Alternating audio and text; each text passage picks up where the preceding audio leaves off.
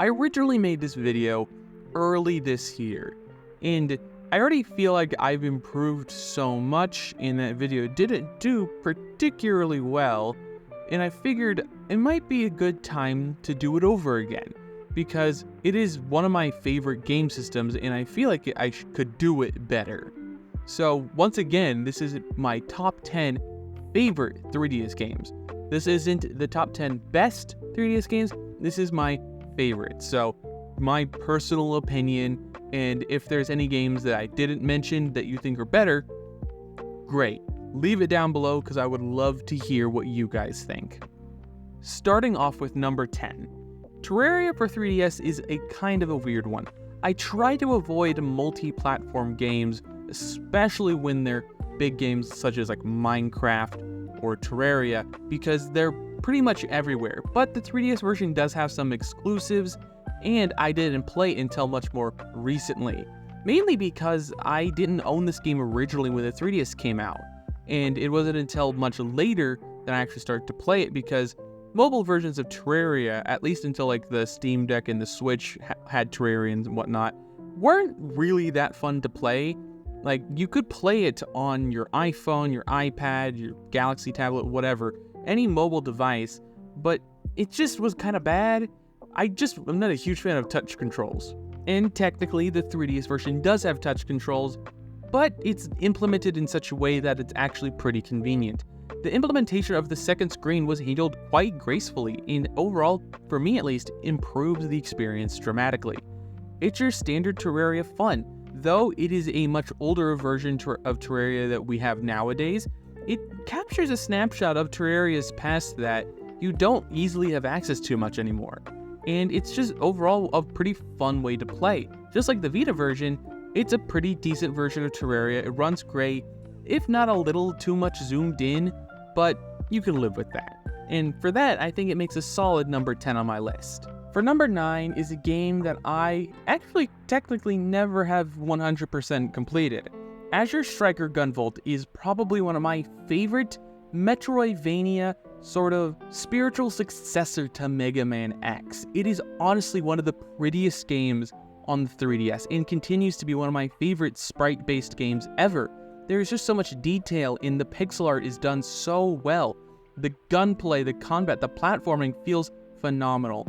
It's like if Mega Man X never ended, or at least continued to be good. I'll be honest, I sort of just button mashed my way through the story. I didn't really understand what was happening. I just was like, okay, this is the start of the level, let's get to the end of the level, and ignore everything else.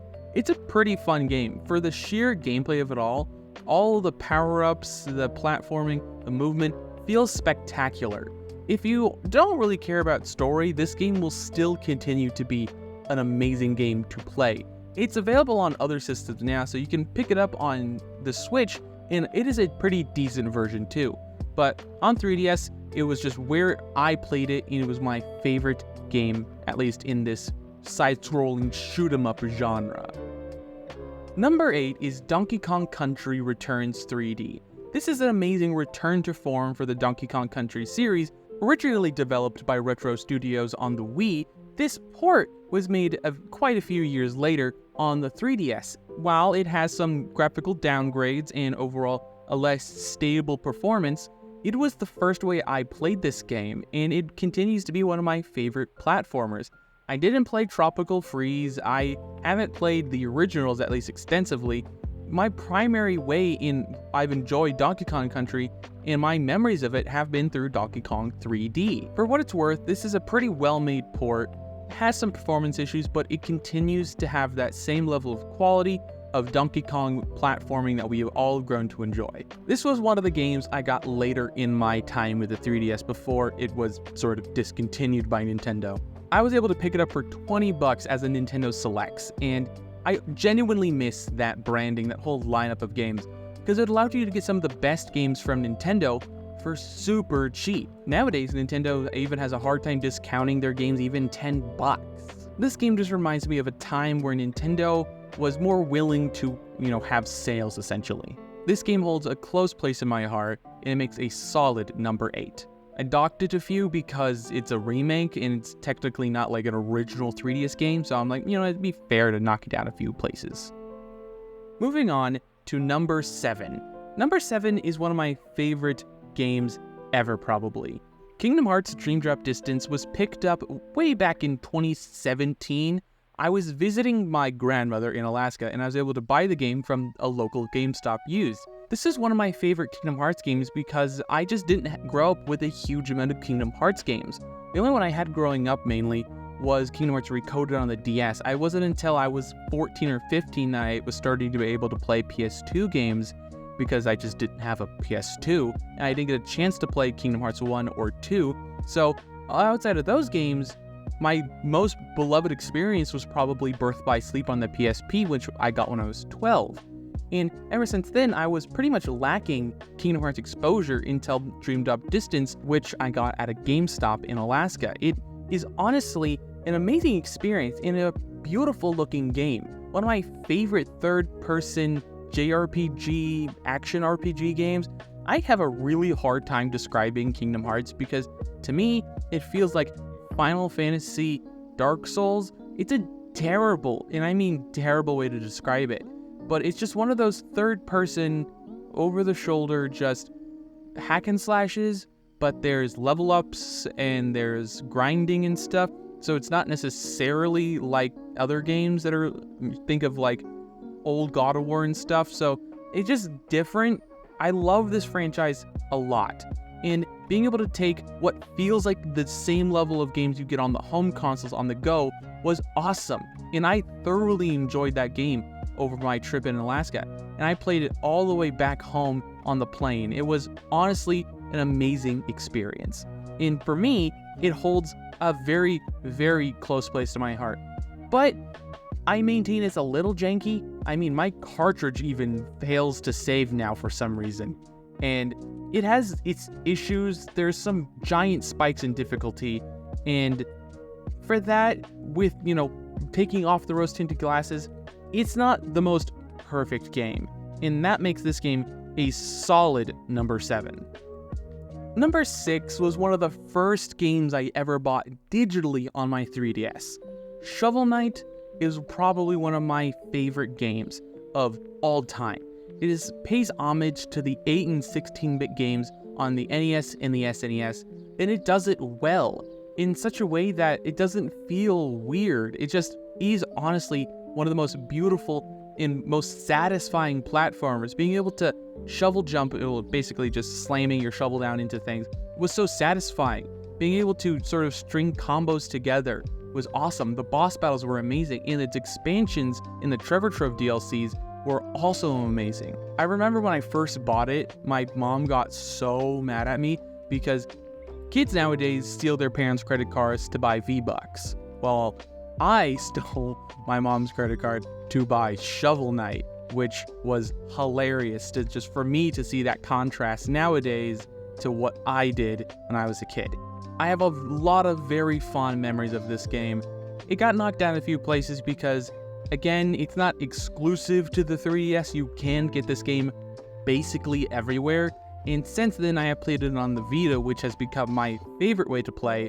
But originally on the 3DS for me, I loved having the second screen track my progress through the level.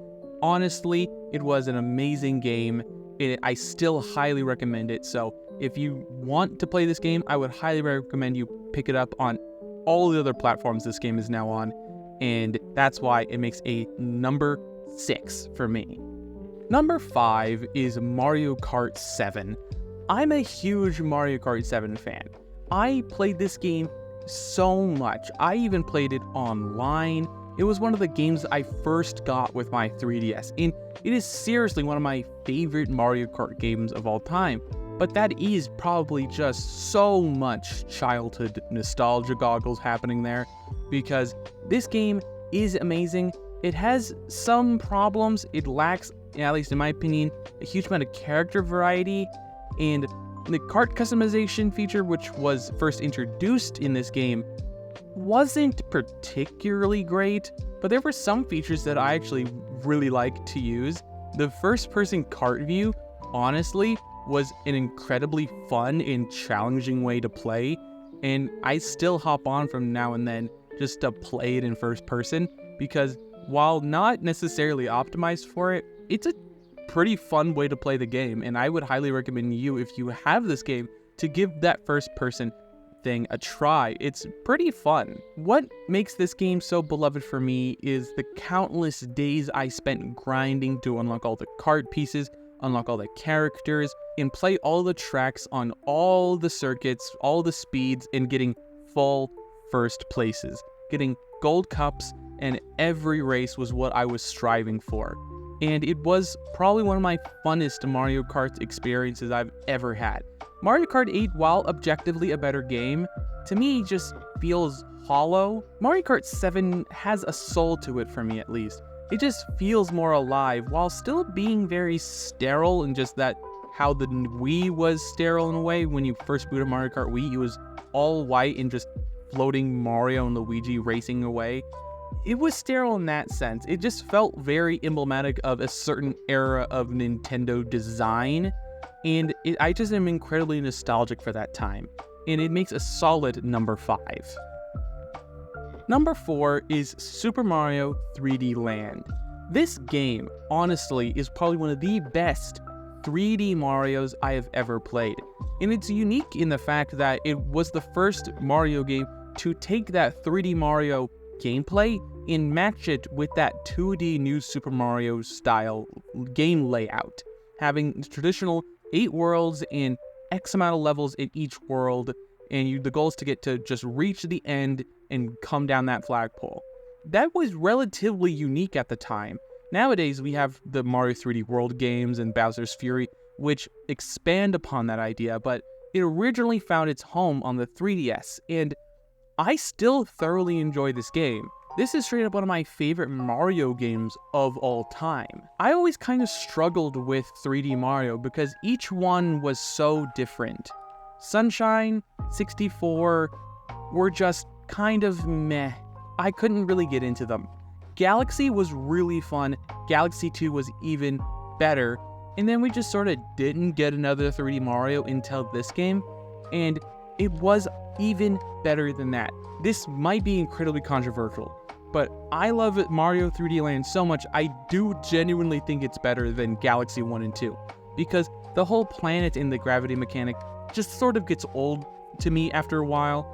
Just more grounded in just 2D styled and laid out games to me are just far more satisfying and more enjoyable for me to play. And for that, it makes a solid number 4. Number 3 is Super Smash Bros. For 3DS.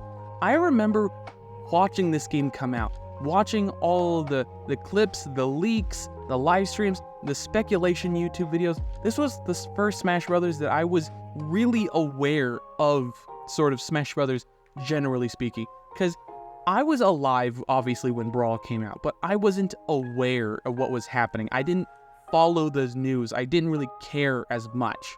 But with Smash for 3DS, I was a full-blown gamer at that point, and I followed this game from announcement to leaks and reveals, and it was an amazing and exciting experience. I didn't have a Wii U for a long time, so my primary way of engaging with this era of Smash Bros. Was through my 3DS, and it is continuously one of my favorite Smash Bros. Games to this day.